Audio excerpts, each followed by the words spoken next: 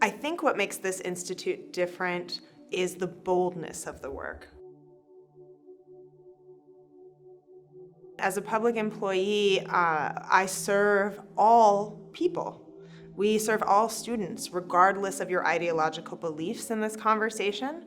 And so what has been brilliant for me about being here as a participant is that this meets my need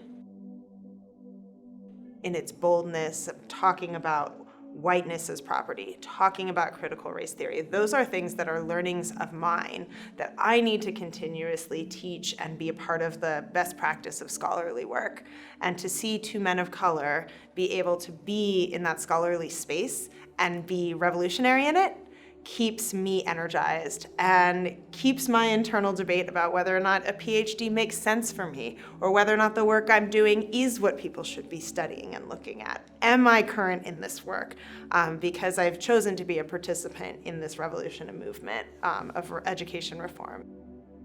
So in my role, I facilitate groups from whether it be 8 people sitting in a room of community, student, teacher, administrator, all the way to rooms of 350 plus people.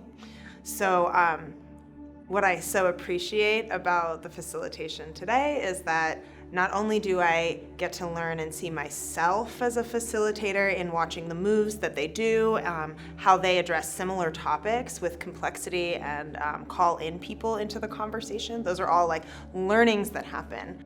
I appreciate the facilitation, really finding connection among each other in this work, regardless of maybe even our access point. I have no idea if this content is reaching people in exactly the same way as me as a leader in the work, but what I do love is that I'm able to take the level of conversation, the vocabulary, the bold bluntness of the topic and subject matter, and I know I can reach parents that way now, because we're all sitting in the same room. I think there's a really inherent value into being a participant with the people you work with. We're all collective activists in this work, and it is a pioneering kind of work.